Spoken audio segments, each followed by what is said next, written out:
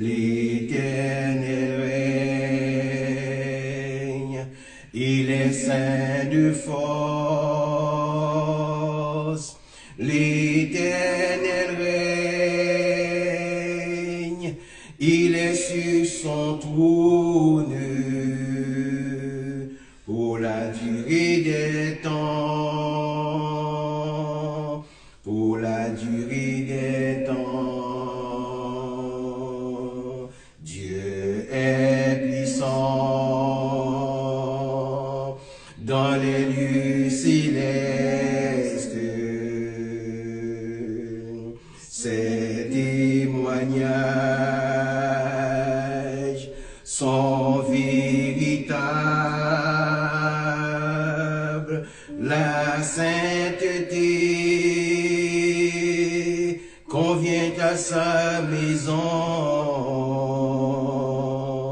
pour la durée des temps, pour la durée des temps. Puissance et force sont dans son temple, devant sa face, tout est splendeur, famille des peuples, rendez-lui gloire pour la durée des temps, pour la durée des temps, pour la durée des temps. Nous t'adorons pour la durée des temps. Nous t'exaltons, car tu es grand, tu es digne de louange, éternel, tu as fait les cieux. Amen. Humblement prosternés, nous voici devant toi pour qu'en glorifier ton saint nom.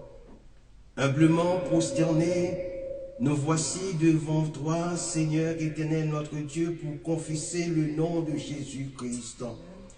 Nous voici devant toi, Seigneur, pour t'acclamer. Humblement prosternés devant toi, Seigneur, nous te disons merci pour toutes les choses que tu as faites dans nos vies. Humblement prosternés devant toi, nous remettons ce culte d'adoration entre tes mains, afin, Seigneur, que tu puisses y participer pleinement, Seigneur. Que ta présence soit au milieu de nous. Humblement prosternés devant toi, nous t'acclamons. Humblement prosternés devant toi, nos cœurs exultent de joie, parce que nous savons quel Dieu est notre Dieu, celui dont l'unique Fils est Jésus, Jésus de Nazareth. Humblement prosternés devant toi, nous te demandons de diriger ce moment par la présence de l'Esprit Saint. Glorifie ton nom. Bénis les cantiques qui vont suivre, les cantiques qui glorifient ton nom. Majesté est l'Éternel, Dieu des armées. Seigneur, tu es majestueux, tu es splendide. À toi la majesté, Seigneur, au siècle des siècles. Amen.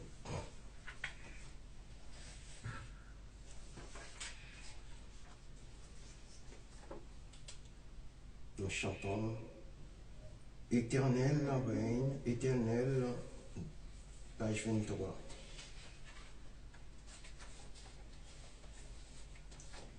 Dieu est éternel, aie pitié de nous. Dieu fidèle, aie pitié de nous. Dieu éternel, aie pitié de nous. Dieu fidèle, aie pitié de nous. Depuis trop longtemps, nous t'avons délaissé. Nous avons fait confiance aux richesses, à l'argent. Nous avons bien souvent adoré de faux dieux. Peu à peu notre cœur s'est détourné de toi. Dieu éternel, aie pitié de nous. Dieu fidèle, aie pitié de nous. Dieu éternel, aie pitié de nous. Dieu fidèle, aie pitié de nous.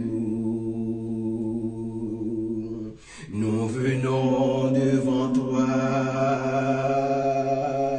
notre Père bienveillant, prosterner à tes pieds. Nous prions, sauve-nous, convaincus sans excuse, accablés par nos fautes. Nous avons tant besoin de ta grâce, ton pardon. Dieu éternel,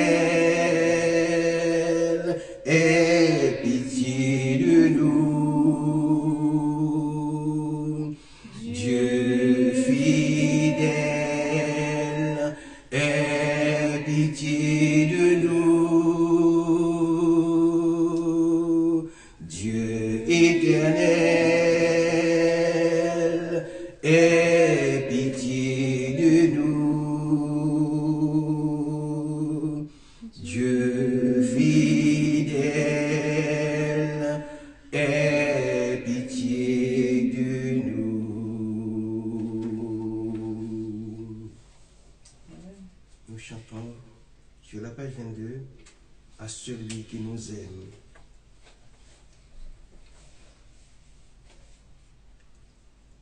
À celui qui nous aime, qui nous a délivrés de nos péchés par son sang, et qui a fait de nous un royaume, des sacrificateurs pour Dieu son Père. À lui soit la gloire et la puissance. À lui soit la gloire et la puissance au siècle des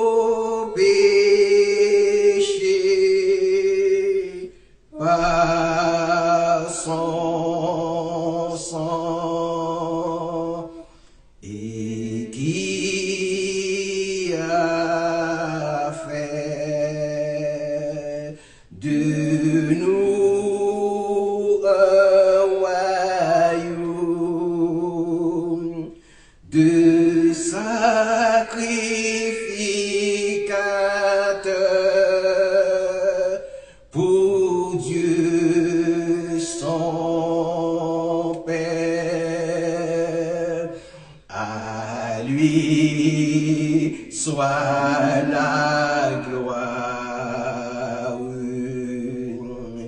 et la puissance. À lui soit la gloire et la puissance au siècle des siècles. Amen.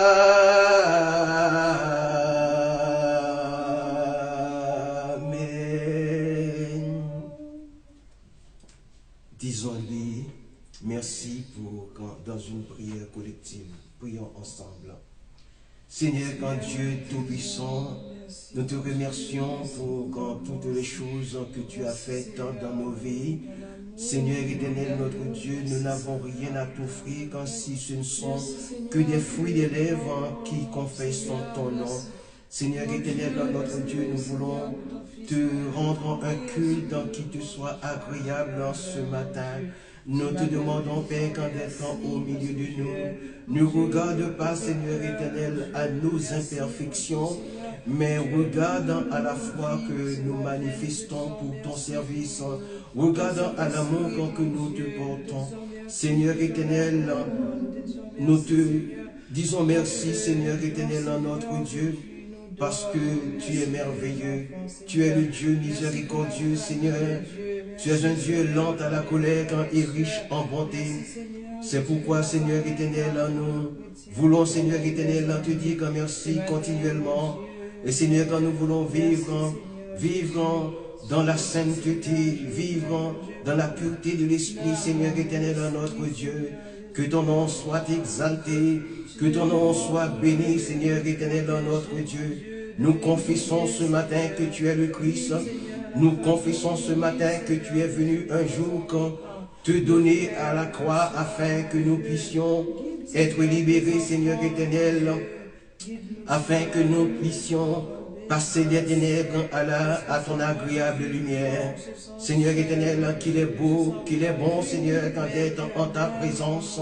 Et ce matin, nous voulons, Seigneur éternel, te le dire par notre adoration, Seigneur éternel. Nous te couronnons, Père.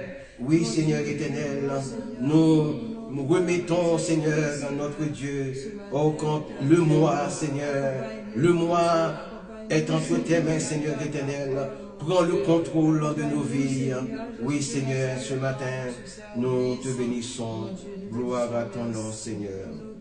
Amen. Alléluia. Nous poursuivons. Nous poursuivons. Tu es grand, Seigneur, sur la même page 22. Tu es grand, Seigneur. Tu es grand, Seigneur. Tu es grand, Seigneur. Magnifique, digne de louange. Tu es grand, Seigneur. Magnifique, digne de louange.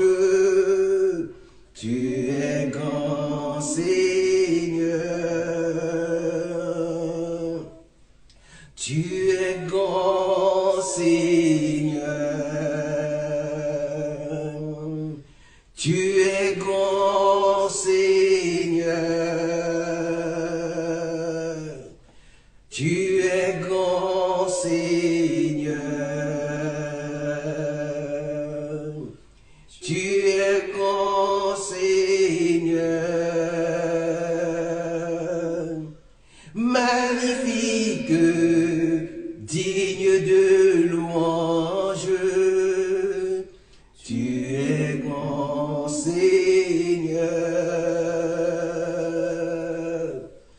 Magnifique, digne de louange. Tu es grand Seigneur. Tu es grand Seigneur. Tu es grand Seigneur. Tu es grand Seigneur. Tu es grand Seigneur. Magnifique, digne de louange. Tu es grand Seigneur. Magnifique, digne de louange. Tu es grand Seigneur. Tu es grand Seigneur. Tu es grand Seigneur. Tu es grand Seigneur. Tu es grand Seigneur. Magnifique, digne de louange. Tu es bon Seigneur. Magnifique, digne de louange.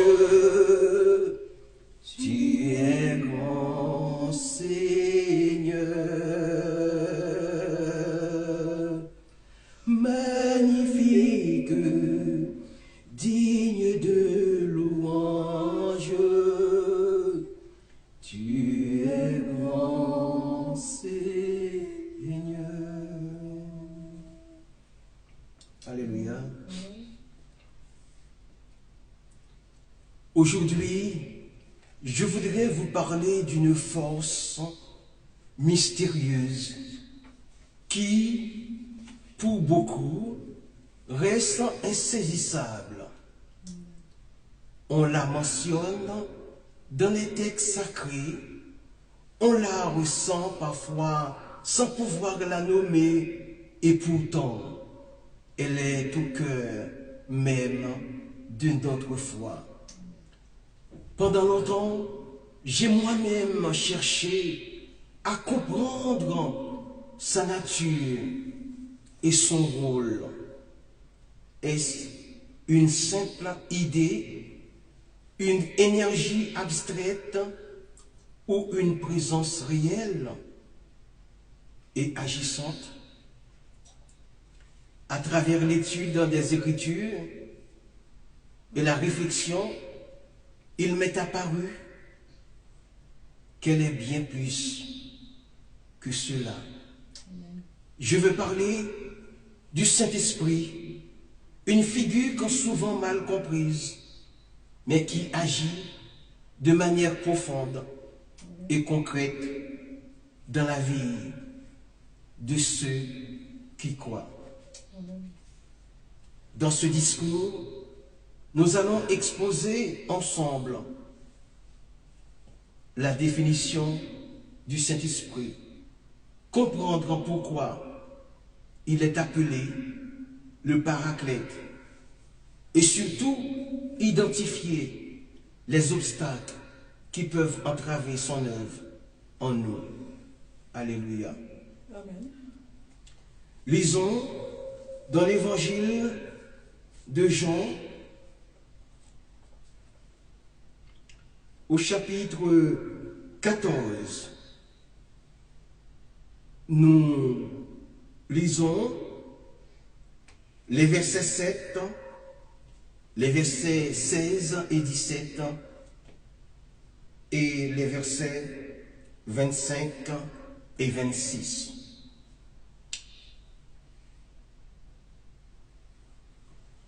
Verset 7. Si vous connaissiez, si vous me connaissiez, vous connaîtriez aussi mon Père. Et dès maintenant, vous le connaissez et vous l'avez vu. Versets 16 et 17. Et moi je prierai le Père et il vous donnera un autre consolateur afin qu'il demeure éternellement avec vous. Le verset 17. L'esprit de vérité que le monde ne peut recevoir qu'à parce qu'il ne le voit point et ne le connaît point. Mais vous le connaissez car quand il demeure avec vous, il sera en vous. Maintenant le verset 25 et 26. Je vous ai dit ces choses pendant que je demeure avec vous. Mais le consolateur, l'Esprit que le Père enverra en mon nom, vous enseignera toutes choses et vous rappellera tout ce que je vous ai dit. Seigneur, qu'on veuille bénir quand c'est en lecture, quand que je viens de prononcer. Seigneur éternel, notre Dieu, permets que ton Saint-Esprit puisse agir à travers le message de l'Évangile. Amen.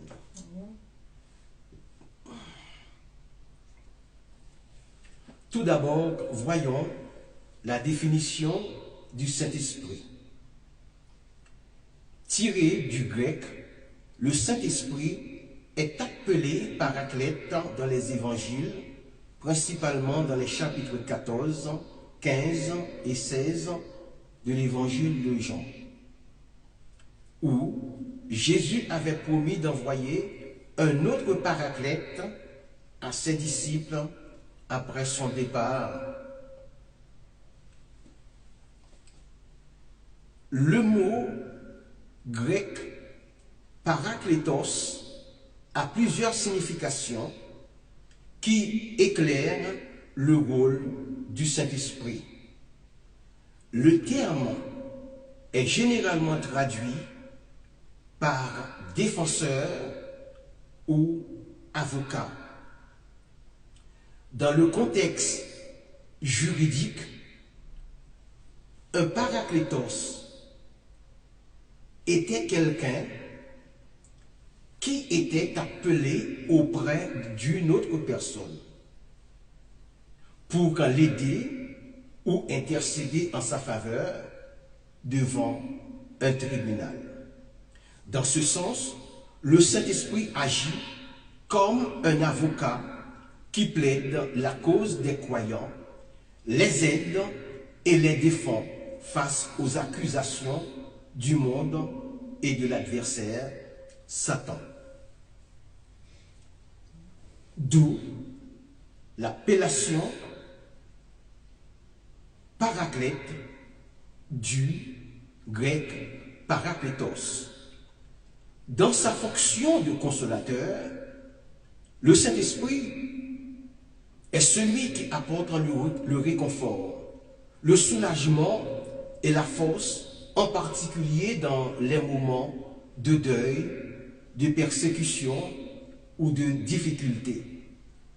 Jésus, en tant que premier paraclète, a été une source de consolation pour ses disciples et le Saint-Esprit continue cette œuvre après son départ physique.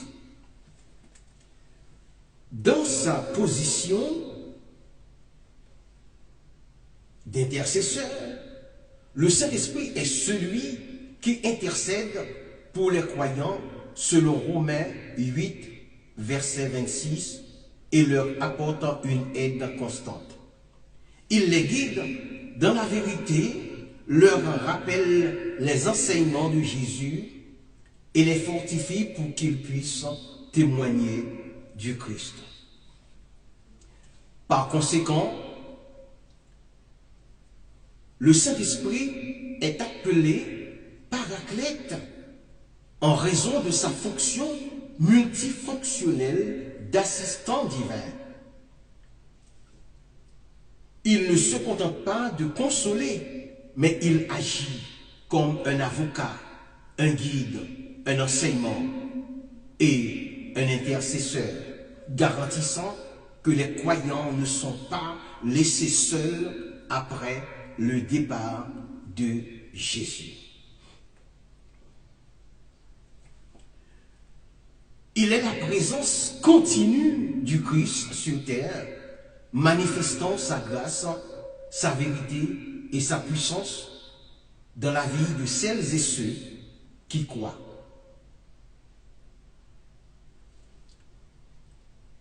Que lui infligent les obstacles qui se présentent dans son travail? Je parle du Saint-Esprit. Le travail du Saint-Esprit qui agit pour transformer les cœurs et guider les croyants peut être entravé par divers obstacles. Ces barrières ne limitent pas la puissance de Dieu, mais elles peuvent affecter la réceptivité et la coopération humaine, empêchant ainsi son influence de se manifester pleinement. Le premier point est le péché. Le péché est l'un des principaux obstacles. Lorsque nous laissons des péchés non confessés,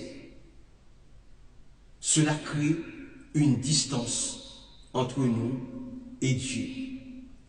La Bible nous enseigne que le Saint-Esprit est pur et que le péché attriste son cœur, selon Éphésiens 4, verset 30.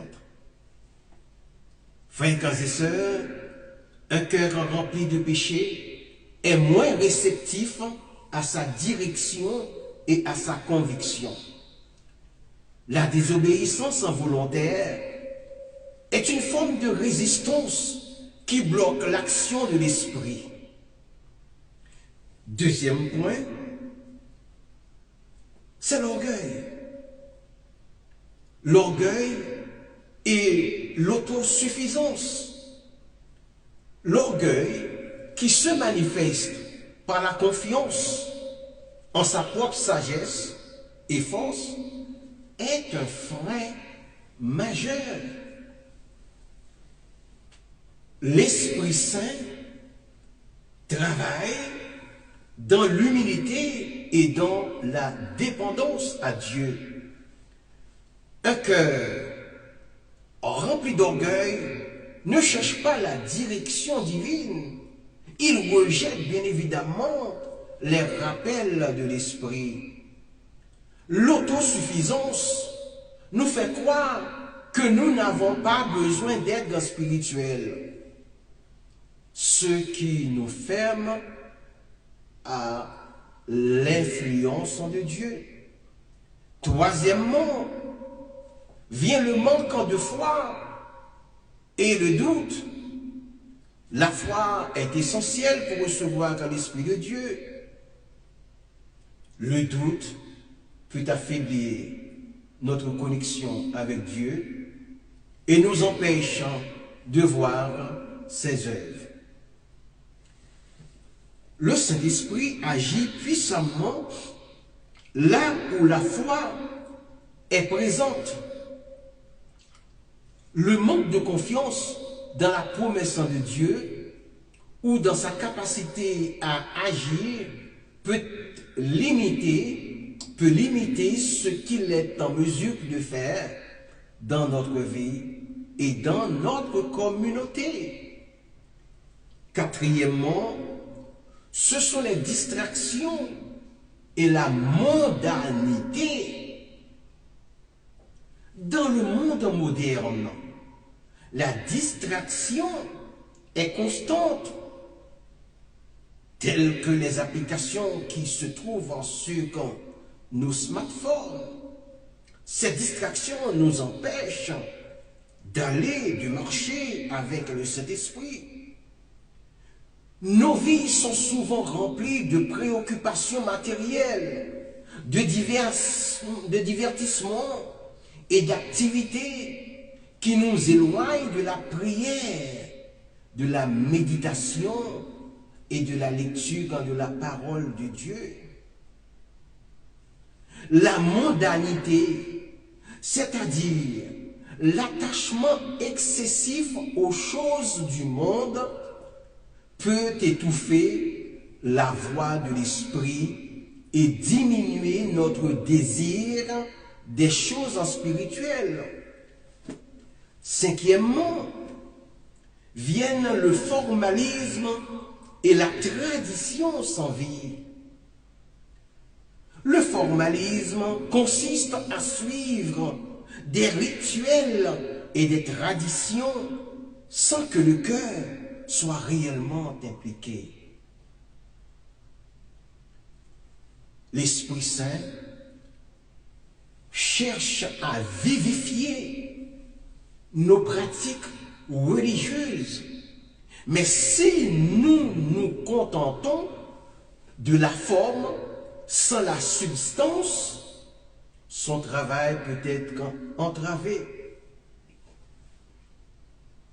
Un autre obstacle survient, c'est le fait de s'appuyer sur la religion plutôt que sur une relation vivante avec Dieu.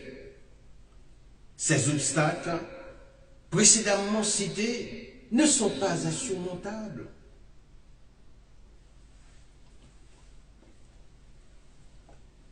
En confessant nos péchés, en cultivant l'humilité, en renforçant notre foi et en nous éloignant des distractions, nous pouvons nous offrir davantage à la plénitude du Saint-Esprit. Maintenant, voici 5 verbes qui expriment des mauvaises attitudes contre le Saint-Esprit et son œuvre. Ce sont se rebeller, s'opposer, outrager, attrister et éteindre. Ces 5 verbes décrivent des attitudes humaines qui peuvent entraver le travail du Saint-Esprit. Chacun de ces verbes met en lumière une manière spécifique de résister à son influence. Voici une explication de ce que chacun de ces 5 verbes signifie dans ce contexte spirituel. Commençons par le verbe se révéler. Selon Ésaïe 63, verset 10. Se rébeller contre le Saint-Esprit, c'est résister activement et consciemment à la volonté de Dieu, telle que révélée par l'Esprit. C'est le refus d'obéir à cette directive, un acte de défi. Cela se produit souvent lorsque l'Esprit nous convainc de nos péchés ou nous pousse à faire un changement. Et nous choisissons, malheureusement, de suivre notre propre voie par orgueil ou par entêtement.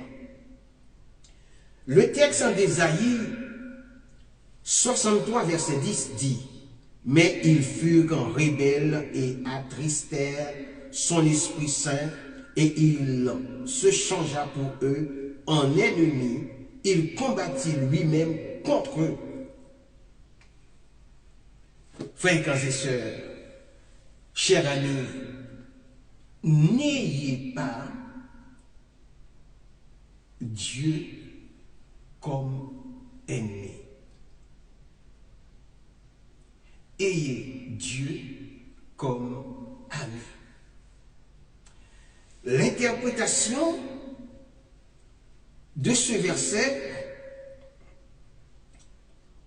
est la suivante. Le peuple d'Israël a trahi la confiance en Dieu et s'est détourné de ses commandements. En agissant ainsi, ils n'ont pas seulement désobéi, mais ils ont aussi attristé l'Esprit de Dieu, une expression qui montre une relation personnelle et émotionnelle.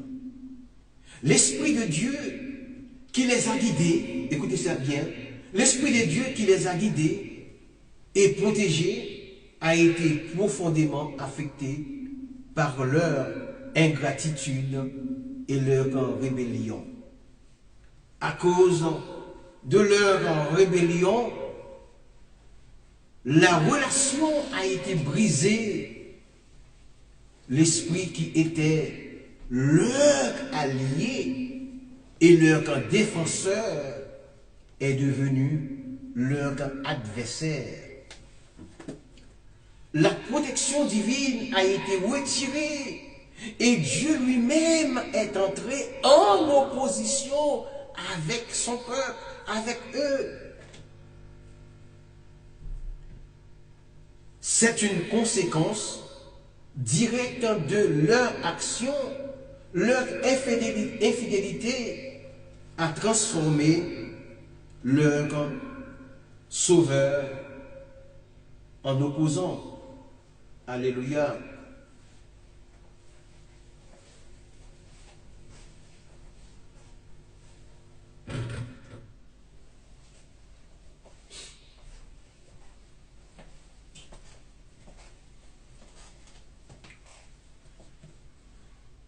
Ensuite, vient le verbe opposer, s'opposer à la forme pronominale. Voilà. Qu'est-ce que c'est que s'opposer au Saint-Esprit? Selon Actes des Apôtres, chapitre 7, verset 51, les auditeurs d'Étienne se sont opposés au Saint-Esprit en étant des personnes d'un cou raide, incirconcises de cœur et d'orgueil. Ils refusaient d'écouter la parole de Dieu et de s'y soumettre, un comportement qui, selon Étienne, était le même que celui de leurs ancêtres qui avaient persécuté les prophètes. Étienne prononçait un discours devant le Sanhédrin, qui était le grand conseil juif d'alors.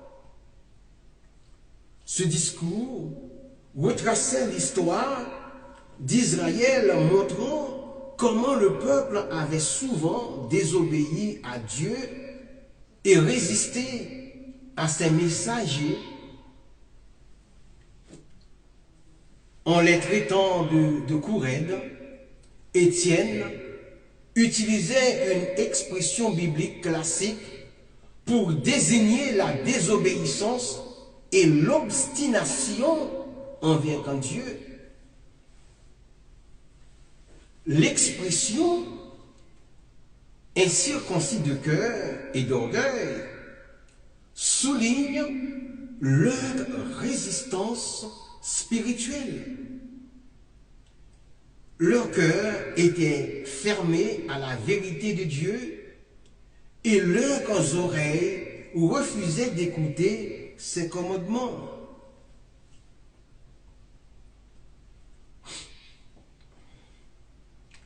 Étienne leur reprochait donc de rejeter le message de Dieu qui était maintenant manifesté à travers Jésus, de la même manière que leurs ancêtres avaient rejeté les prophètes de l'Ancien Testament. S'opposer au Saint-Esprit est un acte de résistance spirituelle. Cela peut se manifester par le rejet de sa vérité, le doute de sa puissance ou la critique de son œuvre. C'est une attitude hostile qui s'élève contre l'enseignement et la manifestation de l'Esprit. Souvent, par l'incrédulité, la dureté de cœur ou la mentalité formaliste. S'opposer au Saint-Esprit tel qu'il est présenté dans les textes religieux est un sujet de profonde réflexion et d'interprétation variée. Dans l'optique d'une analyse, il est essentiel de considérer les différentes perspectives et les implications de cette notion. D'abord, il est crucial de définir ce que l'on entend par Saint-Esprit. Dans de nombreuses traditions, je parle de la tradition chrétienne, dans de nombreuses traditions chrétiennes, le Saint-Esprit est perçu comme la troisième personne de la Trinité, une manifestation divine de Dieu. Il est souvent associé à la sagesse, à la révélation, à la consolation et à la guidance spirituelle. S'opposer au Saint-Esprit dans ce contexte signifierait donc rejeter ou résister à l'influence divine, à l'appel de la foi ou à l'action de Dieu dans la vie d'une personne. L'un des aspects les plus discutés de ce concept est l'idée du péché impardonnable. Selon certaines interprétations, s'opposer au Saint-Esprit peut être considéré comme un péché impardonnable, une offense qui ne peut être rachetée. Cela est souvent lié à la résistance consciente et persistante à la vérité spirituelle ou l'attribution des œuvres de Dieu à des forces maléfiques. C'est mauvais d'attribuer les œuvres de Dieu à des forces maléfiques. C'est un péché. Cette interprétation soulève des questions importantes sur la nature de la grâce divine, du libre arbitre et de la possibilité de rédemption. Alléluia. Il est constaté que les implications de s'opposer au Saint-Esprit sont vastes et profondes. Cela peut se traduire par une perte de la foi, une séparation de Dieu ou une incapacité à recevoir la grâce et le salut. Pour un individu, cela peut signifier une vie spirituelle vide, dépourvue de sens et de direction. Pour une communauté, cela peut engendrer le doute, la division et l'incapacité à témoigner de sa foi. Cependant, il est également important de noter que la compréhension de cette réalité varie considérablement selon les traditions religieuses et les interprétations individuelles.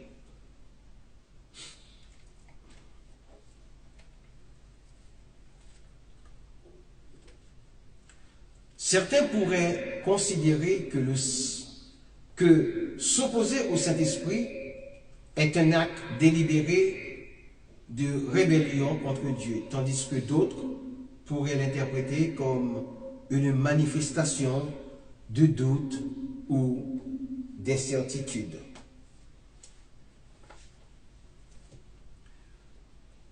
Dans tous les cas, la question de la nature du péché, de la repentance et de la miséricorde divine reste au cœur de la réflexion. Passons maintenant au verbe outrager. Selon Hébreux 10, 28 et 29, dans ce passage de l'Épître aux Hébreux, l'auteur mentionne l'outrage au Saint-Esprit pour souligner la gravité du péché, de l'apostasie et le sort de ceux qui abandonnent délibérément la foi chrétienne. Il le fait en établissant une comparaison avec la loi mosaïque. L'auteur commence par rappeler le sort de ceux qui violaient la loi de Moïse. Ils étaient mis à mort sans pitié sur la base de 2 ou 3 témoins, selon Hébreux 10, verset 28. C'était une punition sévère pour une offense contre une alliance qui était temporaire et moins complète. L'outrage au Saint-Esprit est considéré comme péché aggravé. L'auteur en pose ensuite la question rhétorique, à savoir si une offense contre l'ancienne alliance entraînait une punition si terrible, combien pire sera la punition pour celui qui a abandonné la nouvelle alliance. L'outrage au Saint-Esprit est mentionné comme le 3e et dernier point de cette offense terrible. En plus de fouler aux pieds le Fils de Dieu et de tenir comme pour profane le sang de l'alliance par lequel on a été sanctifié. Que signifie donc fouler aux pieds le Fils de Dieu? C'est un rejet méprisant et conscient dans la personne de la personne de Jésus-Christ.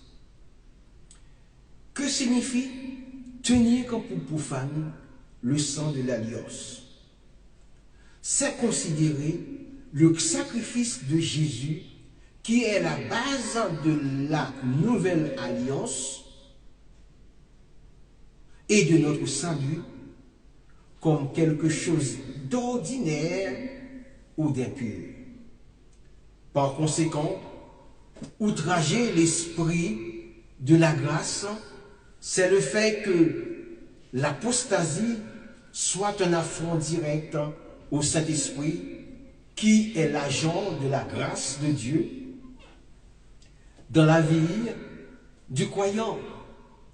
C'est rejeter son œuvre de conviction, de sanctification et d'illumination.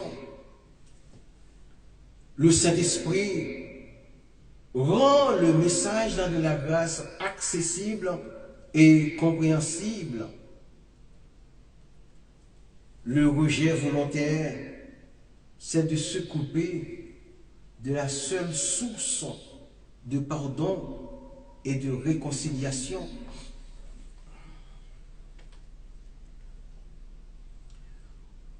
En incluant l'outrage au Saint-Esprit, l'auteur montre que le reniement de la foi chrétienne n'est pas une simple transgression, mais un rejet complet et délibéré de la Trinité et de l'ensemble de l'œuvre de salut. C'est un acte d'hostilité grave qui ne laisse plus aucune possibilité de repentir ou de sacrifice pour le péché. L'avertissement est sévère car il vise à décourager les croyants de revenir aux pratiques juives et de rejeter la plénitude du salut en Christ, un acte qui est bien plus grave que toute offense commise sous la loi de Moïse. Dans un sens plus large, outrager le Saint-Esprit, c'est faire preuve d'un mépris flagrant et délibéré pour son œuvre et sa personne. C'est un péché grave qui va au-delà de la simple résistance. Il s'agit d'une attitude de mépris, de blasphème et de dédain pour le sacrifice de Jésus et l'œuvre du salut. La Bible avertit que ce type d'attitude est très dangereux et peut mener à un point de non-retour spirituel. L'offense au Saint-Esprit représente un sujet difficile et source de nombreuses interprétations. Traditionnellement, cette offense est perçue comme une forme de péché, une transgression qui scelle le destin spirituel de l'individu.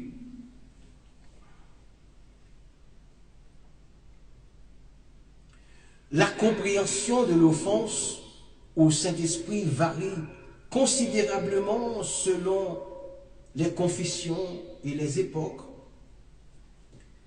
Elle reflète une tension constante entre la doctrine et l'expérience humaine. Dans le Nouveau Testament, en particulier dans les évangiles synoptiques qui sont Matthieu, Marc, Luc,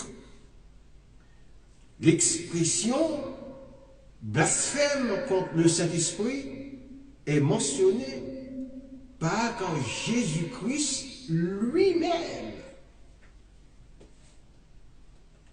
Le Seigneur avertit ses auditeurs que toute parole prononcée contre le Fils de Dieu, le Fils de l'homme, contre le Fils de l'homme, peut être pardonnée, mais que le blasphème contre le Saint-Esprit ne le sera jamais. Cette déclaration suscite une profonde inquiétude car elle soulève la question de la nature et de la portée de ce péché particulier.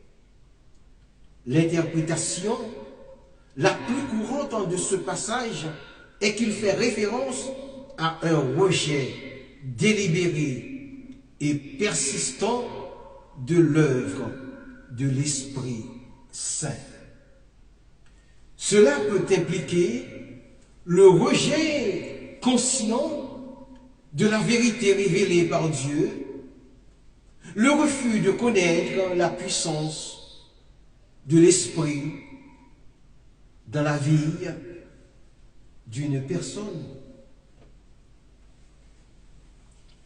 ou le fait d'attribuer les œuvres du Saint-Esprit à des forces démoniaques.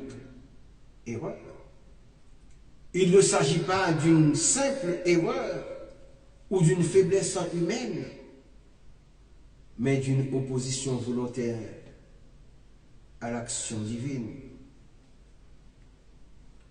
Certains théologiens soutiennent que l'offense au Saint-Esprit est commise par ceux qui, après avoir expérimenté la grâce de Dieu et la manifestation de son esprit, choisissent de s'éloigner de lui et de rejeter délibérément son appel. D'autres mettent l'accent sur l'endurcissement du cœur face à la vérité, une attitude qui conduit finalement à l'incapacité de se repentir et de recevoir le pardon. Dans ce cas de figure, on peut se sentir interpellé par cette notion, se demandant si ses propres actions ou pensées pourraient être interprétées comme une offense au Saint-Esprit.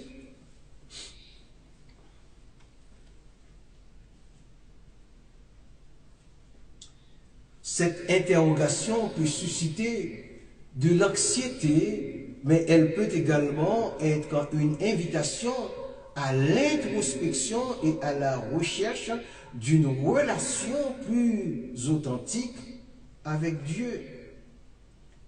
L'accent est mis sur l'importance de la foi, de la repentance et de la recherche constante de la volonté divine.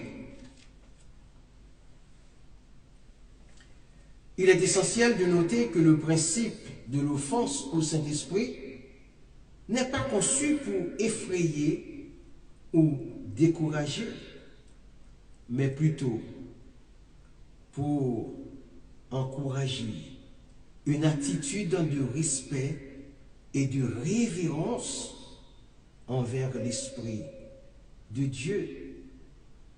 Elle rappelle la gravité du péché et l'importance de la grâce divine qui offre le pardon et la réconciliation à ceux qui se tournent vers Dieu avec un cœur sincère.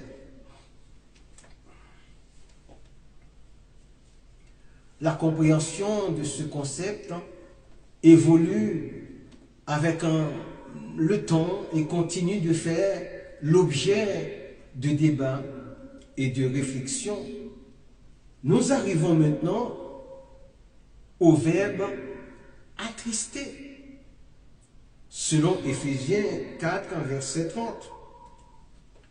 Le contexte immédiat, selon ce passage, révèle que cet attristement est causé par des comportements contraires à la vie chrétienne, et notamment le mensonge, la malhonnêteté, la colère qui mène au péché, le vol, les paroles vulgaires, méchantes ou inutiles, l'amertume, la rage, la colère, les clameurs et les médisances.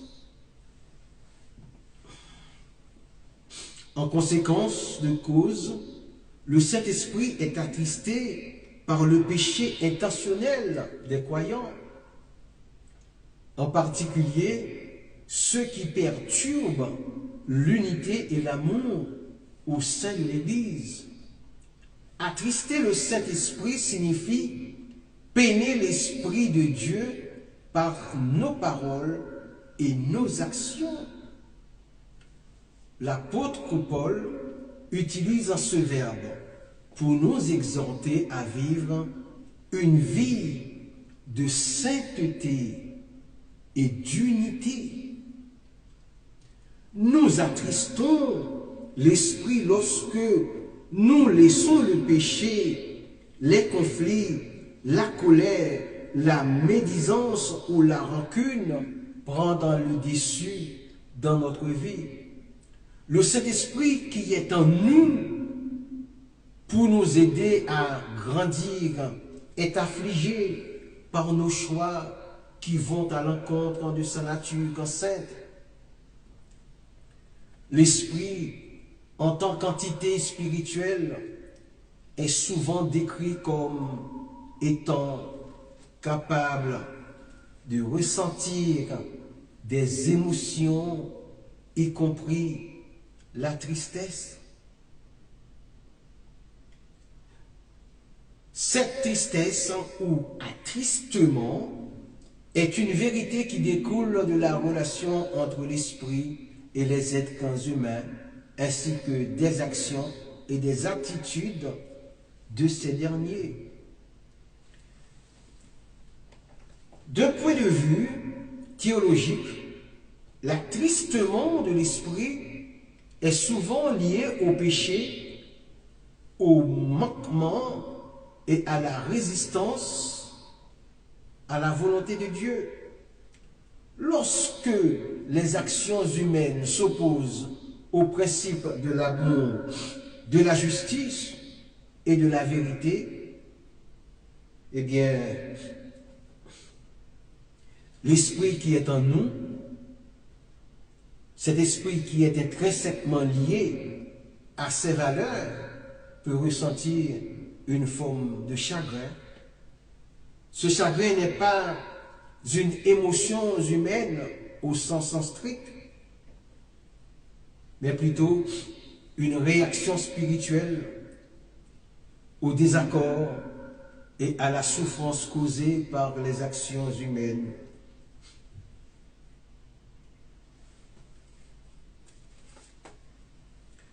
En considérant ce que nous ressentons dans les choses de Dieu, on peut comprendre l'attristement de l'esprit comme une empathie spirituelle. L'esprit semble partager notre expérience émotionnelle, non pas de manière littérale, mais à travers une compréhension profonde de la souffrance, de la joie et de l'espoir qui imprègne la condition humaine.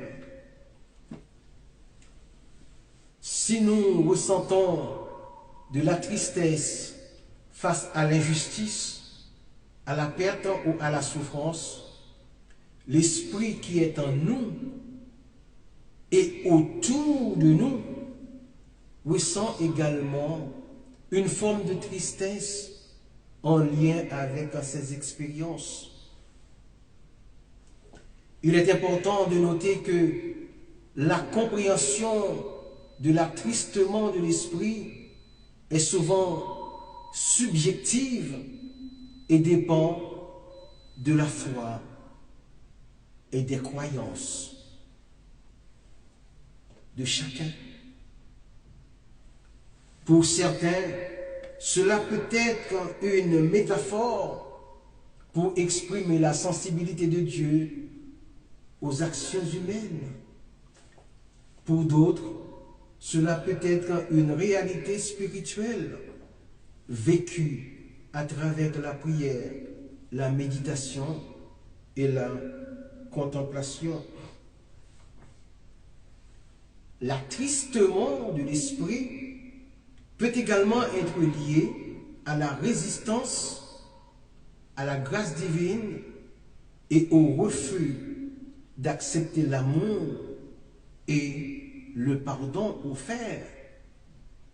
Lorsque les êtres humains s'éloignent de Dieu, se ferment à l'amour et persistent dans des comportements destructeurs, l'esprit peut ressentir une forme de tristesse en raison de cette séparation et de cette perte potentielle. Par conséquent, l'attristement de l'esprit est un concept complexe qui reflète la relation intime entre l'esprit et les êtres humains. Il est lié aux actions humaines, à la souffrance, à la résistance, à la grâce et à la capacité de l'esprit de ressentir une forme d'empathie spirituelle. La compréhension de ce concept est souvent subjective et dépend des croyances et de la foi de chacun. Nous arrivons maintenant au dernier verbe qui est éteindre. Éteindre selon 1 Thessaloniciens 5, versets 19 et 20.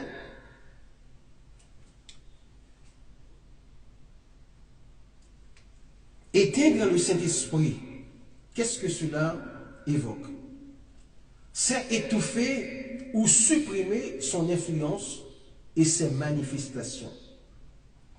Ce terme est utilisé dans le verset 19 de la première épître aux Thessaloniciens, chapitre 5. On peut éteindre l'esprit en négligeant sa vie de prière, en ne pas cultivant, en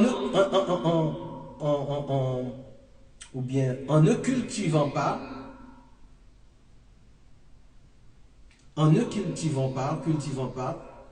les dons spirituels, en rejetant la prophétie ou les inspirations divines, ou en s'installant dans une tiédeur spirituelle. C'est une négligence progressive qui aboutit à une insensibilité à l'action de l'esprit en soi dans l'Église. Le fait d'éteindre le Saint-Esprit est une notion théologique bien complexe. Il s'agit d'une expression dans laquelle l'apôtre Paul a exhorté les fidèles de Thessalonique à ne pas éteindre l'esprit. Cette injonction soulève plusieurs questions fondamentales concernant la nature de l'Esprit Saint, son rôle dans la vie des croyants et les actions qui pourraient entraver son action. D'un point de vue objectif, éteindre l'esprit peut être compris comme un acte de résistance à l'influence et au don de l'esprit, au don du Saint-Esprit.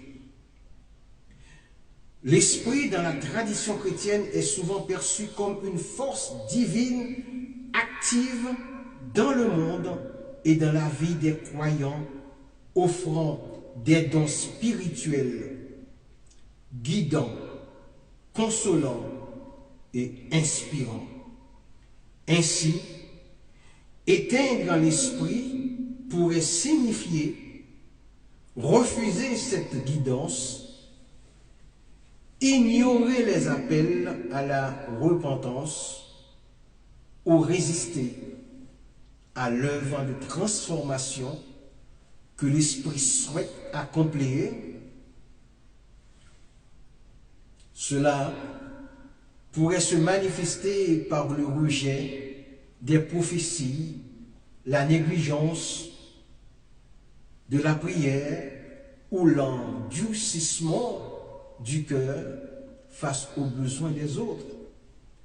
On peut facilement s'égarer dans les préoccupations du monde, les doutes ou les distractions, et ainsi, sans même s'en rendre compte, affaiblir la présence de l'Esprit dans notre vie.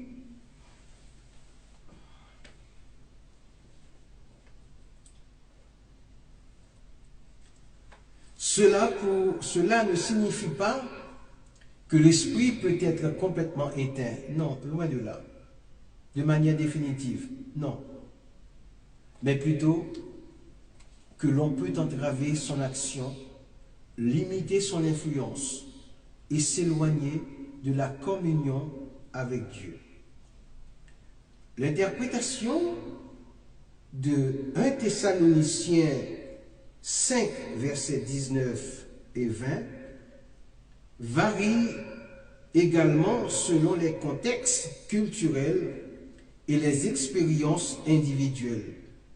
Dans certaines communautés, l'accent est mis sur la nécessité de maintenir une attitude de réceptivité et d'humilité, en étant attentif aux murmures de l'esprit et en s'efforçant de vivre une vie conforme aux enseignements bibliques.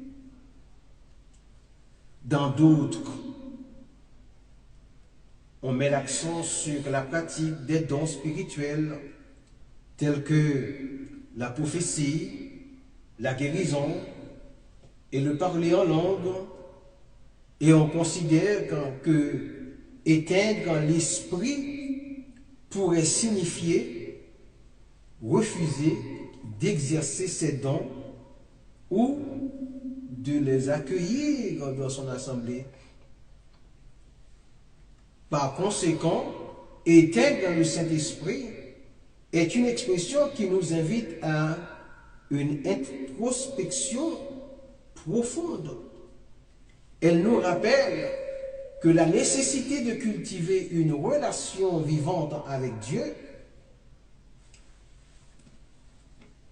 d'être attentif à sa présence et à sa guidance, et de ne pas résister à son œuvre de transformation, c'est un appel à la vigilance, à la prière et à une vie vécue dans l'amour et le service. C'est une invitation à ne pas laisser les préoccupations du quotidien, les doutes ou l'indifférence étouffer la flamme de l'esprit qui est en nous. Lorsque Paul dit « n'éteignez pas l'esprit », c'était dans un contexte d'instruction pratique pour la vie communautaire des croyants. L'expression est liée à la manière dont l'Église doit gérer les manifestations du Saint-Esprit, en particulier les dons spirituels.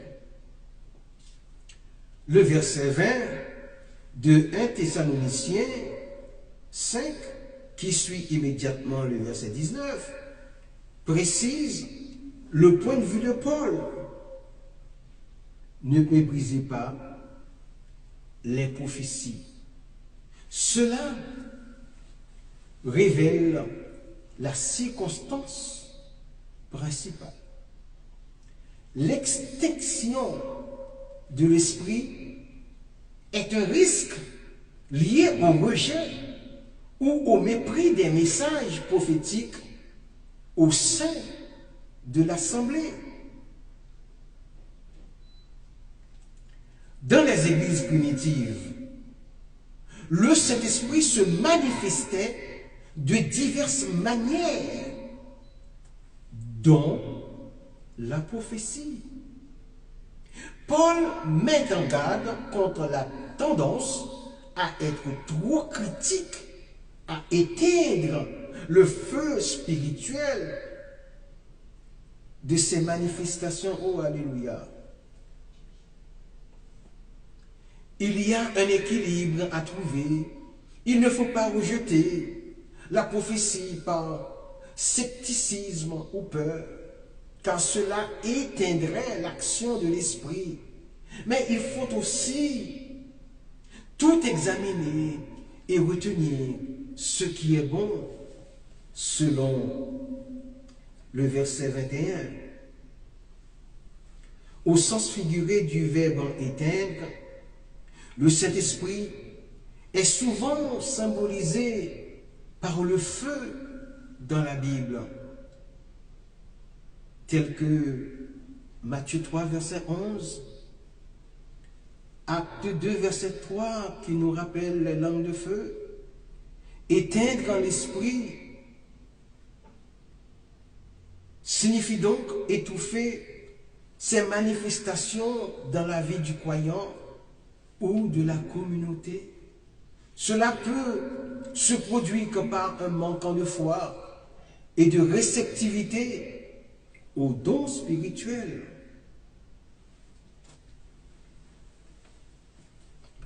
Un jugement trop actif et un rejet des messages inspirés, un refus de permettre à l'esprit d'agir à travers les membres de l'Église. Cependant, une assemblée chrétienne peut éteindre le feu de l'esprit en posant des limites qui sont un empêchement à celles et ceux qui sont inspirés par le Saint-Esprit de prendre la parole. Contrairement au fait d'attrister le Saint-Esprit mentionné dans Éphésiens chapitre 4, verset 30, qui est lié au péché moral, tel que mensonge, colère, etc. Le fait de l'éteindre est plus spécifiquement lié à la résistance à son œuvre et à ses manifestations dynamiques dans le cadre du culte et du ministère. Chers amis, après avoir exploré la nature et le rôle du Saint-Esprit en tant que paraclète, à la fois défenseur, consolateur et intercesseur, les verbes mettent en lumière les obstacles qui peuvent entraver son action. Ces barrières ne limitent pas la puissance de Dieu, mais plutôt la réceptivité humaine.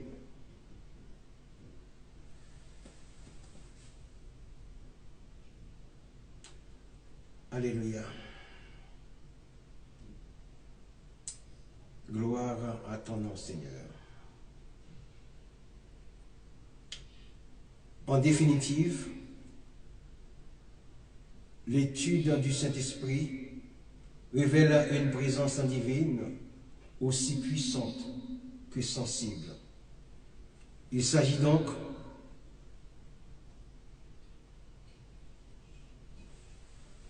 d'un assistant.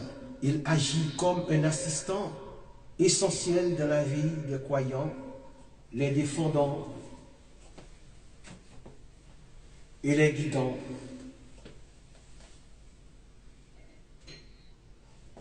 Cependant,